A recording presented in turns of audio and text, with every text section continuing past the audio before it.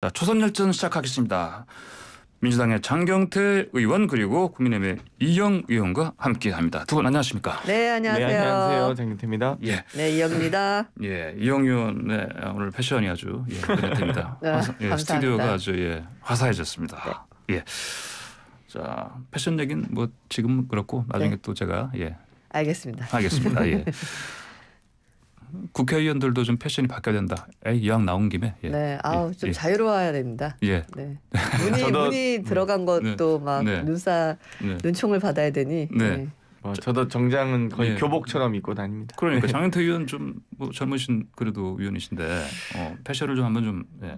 워낙 패션 감각이 떨어지기도 하지만 또 정중한 모습을 보이기 위해서 노력하고 있습니다. 네. 사실 뭐 양복이 제일 편하죠. 네. 고민 없죠. 예. 네. 자, TV 토론 얘기해 보시죠. 자, 주말 내내 TV 토론 뭐 어떻게 할지 뭐 서로 좀 협의를 했었는데 결국 11일로 합의가 됐다. 최종적으로 이렇게 보면 되는 거죠, 장 의원님? 제발 좀 11일에 꼭 하시길 바라고요. 예. 핑계 없는 무덤 없다고 하는데 그동안 이 27일 작년이 아니죠. 설 전에도 설 연휴 전에 하는 것을 저희가 합의했다가 일정 핑계, 자료 핑계, 중개 핑계, 뭐 사자 양자 핑계, 또 법원 핑계까지 수도 없이 핑계 대면서 원래 8일 합의 같은 경우도 뭐 건강상 이유로 못 하겠다고 하셨는데 뭐 그날도 또 술도 드셨다고 하는데 어찌되었건 부디 뭐 저희가 다 지금 수용하고 있지 않습니까? 뭐 중개든 자료든 뭐 양자든 사자 다 저희는 다 받을 테니까 국민들께서 좀 제발 좀 이 대통령의 후보가 어떤 철학과 비전, 공약, 가치를 가지고 있는지 아실 수 있게 제발 이번 11일도 별 탈 없이 무운을 빌고 싶습니다. 네. 무운을 빈다는 이준석 대표의 원래 시그니처인데 워낙 많이 좋아하시는 말인 것 같아서 그랬습니다. 네. 예, 이영 의원님. 저는 다음 토론에서 이재명 후보의 무운을 빌겠습니다. 그래요. 아니 그 토론의 달인이라고 늘 말씀하시고 사실 경력으로 치면 정치권에 한 20년 넘게 계셨잖아요. 그리고 윤석열 후보 같은 경우는 한 지금 이제 1년 정도 되었는데 그 토론을 하게 되면 정말 현격한 차이가 나서 소위 박살이 날 것이다 이런 얘기를 막 민주당 의원님께서 서슴없이들 많이 하셨거든요. 근데 실제로 많은 분들이 공감하시겠지만 끝나고 났을 때 언론들 쪽에서의 대부분의 평은 윤석열 후보의 승이라고 말씀하셨고 이후에 이루어진 여론조사에서도 사실 좀 호전이 되는 수치들이 나오고 있습니다. 그래서 윤석열 후보 같은 경우는 첫 번째 토론을 하고 그 전에도 토론에 대해서 나는 거리낌이 없다. 언제든 하겠다. 뭐 이런 말씀을 하셨고 첫 번째 토론 끝나고도 두 번째 토론에 대해서도 적극적인 그 의사 표현을 많이 하셨는데요. 한 가지 안타까운 것은 실무 협상 과정에서 생기는 부분들을 너무 정쟁화하고 있지 않느냐라는 느낌이 듭니다. 5일날 그 8일날 하기로 한 부분이 결렬이 됐는데요. 바로 7일날 11일날 하기로 결정이 되지 않았습니까? 이게 실무 협상이 열려 있고 계속 논의가 되고 있지 않는다면 하루 이틀 만에 다음 일정이나 그 형태가 딱 픽스될 수는 없는 거거든요. 근데 그 실무 과정에서 나오는 얘기들을 너무 와전시키고 있다고 들리고요. 유감스러운 부분은 뭐냐면 그 국민의힘 토론 실무 측에서 대화 도중에 지금 후보님들이 지방 일정이 되게 많습니다. 그래서 그런 걸 고려했을 때 컨디션 부분을 우리가 고려해 줘야 되니까 그 날짜를 잡는 부분에 대해서 뭐 배려하자라는 얘기 부분을 컨디션이라는 부분을 건강 이상설로 가져가시면서 계속 공격을 하고 있는데요. 이제 토론 일자도 잡혔고 본격화되고 있으니까 내용에 집중했으면 합니다. 건강이 안 좋다 그 설은 기자협회 발 아닌가요? 그거는 그 민주당에서 먼저 꺼낸 얘기는 아니고. 아니 근데 맨 처음에 그 계기가 됐던 이유는 그 토론 협상 과정에서 컨디션이라는 부분, 컨디션이 안 좋을 수 있다, 뭐 이런 부분이 있었습니다. 기자협회에서 컨디션을 건강이라는 워딩으로 바꿔서 전달했을 것 같진 않은데요. 컨디션은 건강 음료. 네. 예. 아, 정확히 숙취해소니까 또 네. 컨디션을 좋아하시긴 하겠네요. 아니요, 정확히 그 협상단에게 제가 확인한 내용은요. 뭐 다른 말을 하지 않으셨다면 컨디션을 고려하자라고 얘기한 것이 완전히 와전됐다라고 저는 들었고요. 예. 근데 건강에는 전혀 문제가 없으신 게 토요일 5일날 제주 일정, 6일날 그 광주 일정을 가시고 저녁 때 김포공항에 도착하셨거든요. 그리고 당사로 바로 오셔가지고 늦은 저녁 하시고 제가 보고할 게 있었는데 저희 팀이 들어간 시점이 거의 저녁 10시였습니다. 밤 10시요? 네네.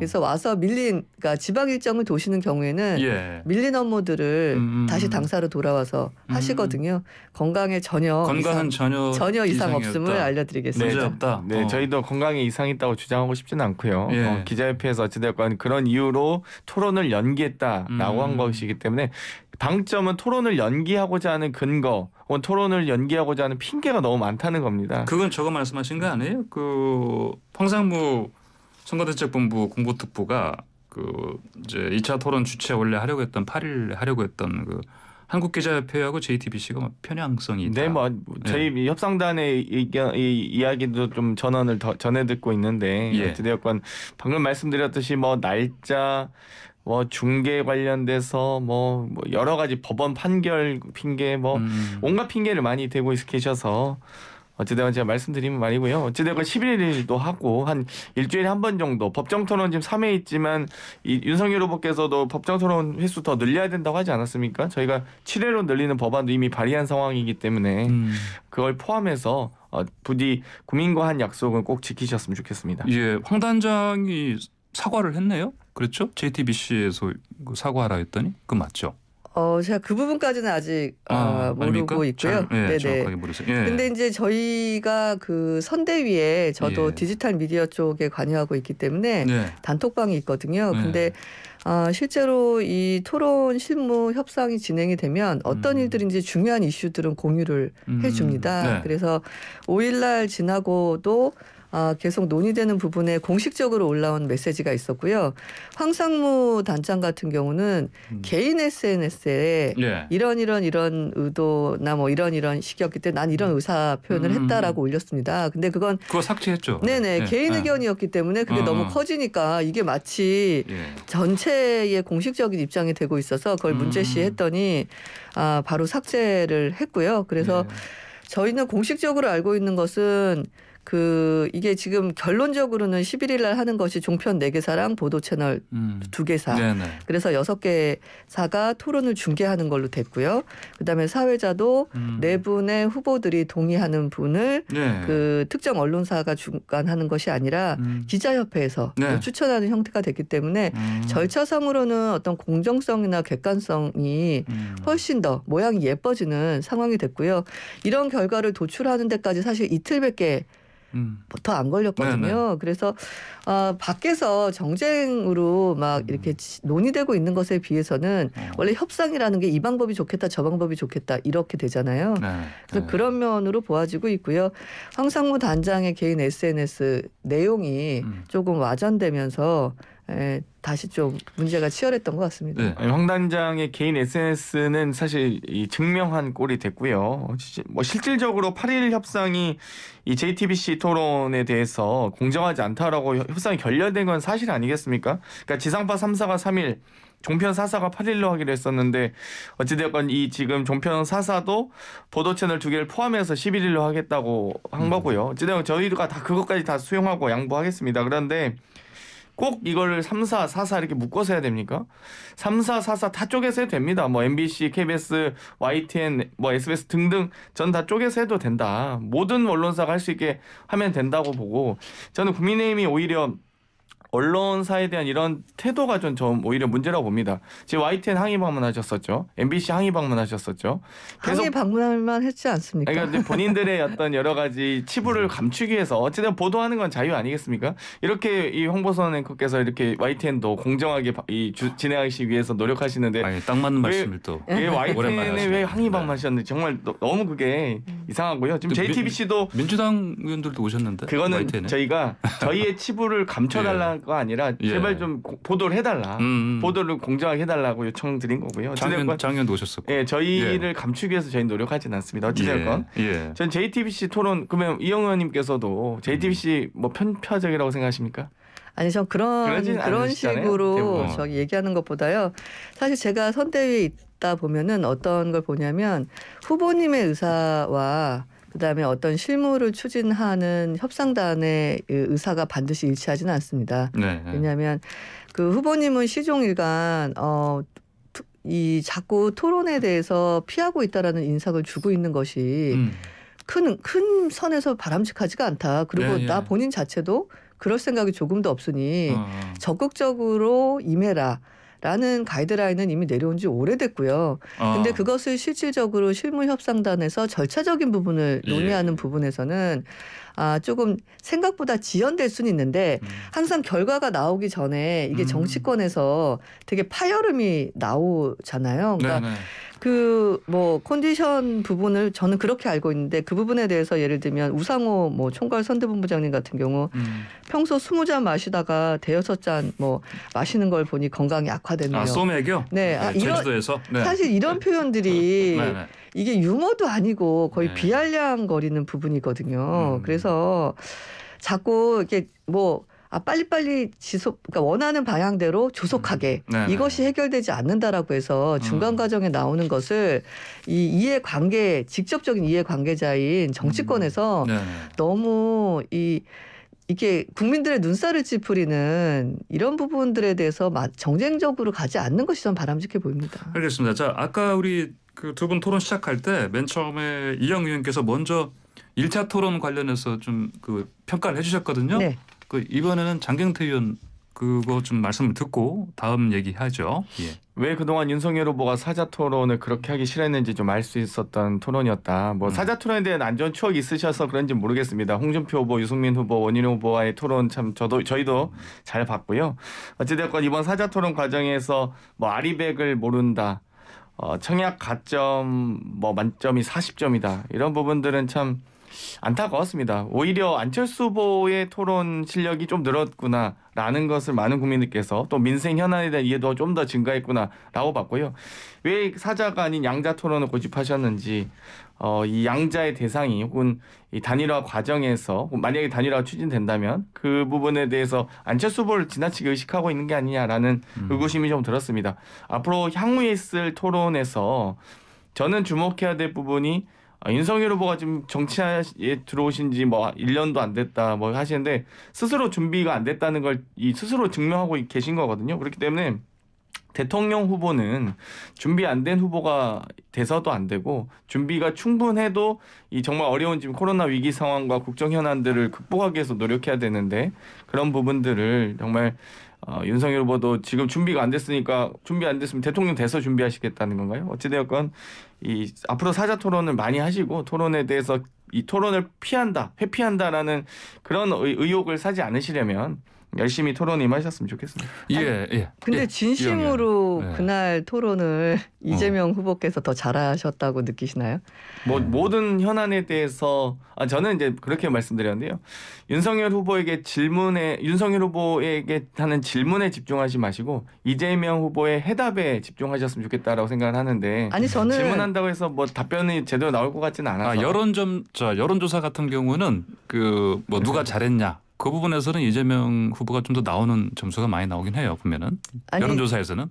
아니 여론조사를 보고 부분만 그 따온 것보다도 끝나자마자 전체적으로 지지도에 대한 부분을 상대 비교했을 때 말씀하시는 했었죠. 거죠. 그다음에 제가 봤을 때는 다수의 언론에서 윤석열 후보가 더 나았다라는 부분이 있었는데 이게 제가 팔이 안 오르고 벗어가 아니라 저는 처음에 어떻게 생각했냐면 이재명 후보께서 워낙 달변가이시고 토론을 잘하신다고 그래서 제가 기대를 엄청 많이 했었어요. 그러니까 윤석열 후보에 대한 걱정보다는 이재명 후보에 대한 기대를 많이 하셨다. 네, 전 기대를 되게 많이 했고 왜냐하면 저는 윤석열 후보를 공약팀에 있기 때문에 그 자주 봬요. 네. 그 건에 대해서. 근데 실제로 이 학습 속도 부분이나 네. 이 실무를 챙기다 오신 분이시잖아요. 그래서 네네. 굉장히 꼼꼼하시거든요. 그래서 넓게 보는 부분에 대해서는 상대적으로 부족할 수 있지만 어떤 부분에 대해서 깊이 보는 부분에 대해서는 네. 저는 확신을 갖고 있었거든요. 그래서 저는 이재명 후보에 대한 기대가 컸는데 사실 국정감사 때 경기도 국감을 제가 하면서도 느꼈던 실망감이 있는데 연장선에서 느껴졌던 게 뭐냐면 굉장히 얇게 하신다라는 느낌을 받았어요. 그래서 토론 내내 뭘 물으면 A를 물으면 분리할 때는 B라고 얘기하시고 B를 물으면 또 C라고 얘기하시고 계속 핑퐁을 하는 부분이 또 한 차례 실망스럽고요. 그다음에 어떤 그 분야에 대한 얘기를 하면 깊이 있게 가셔야 되는데 분리하시면 자꾸 토픽을 돌려가지고 저는 그 아리백을 뭔지 알고 있는데요. 이게 기승전결의 문맥에서 나와야 되는데 갑자기 딴 얘기하시다가 아리백 하니까 저도 처음에 아리백이 뭐지? 무슨 백이지? 막 이랬거든요. 그러니까 이 토론을 딱 붙잡고 저는 이 국회에 와서도 제가 많이 한동안 났지만 IT 관련된 부분이나 벤처에 대한 얘기 부분에 나오면 갑자기 목소리가 커지고 갑자기 방대한 얘기들이 나와요. 왜냐하면 20년 했잖아요. 그런 것처럼 20년을 정치를 하신 분이 행정 전문가가 어떤 토픽 하나에 대해서는 정말 끝장을 보는 어떤 깊이면을 저는 느끼기를 바랬었거든요.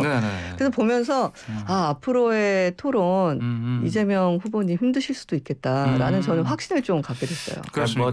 얕게 하는 게 문제라고 하셨는데 저는 아예 모르는 건 더 문제 아닌가요? 그러니까 사실 많은 국민들께서 이 저번에 곰탕집에서 있었던 임대료 절감 공약 발표하실 때 이 써준 것도 제대로 읽지 못하는 모습을 보면서 대단히 실망했고요.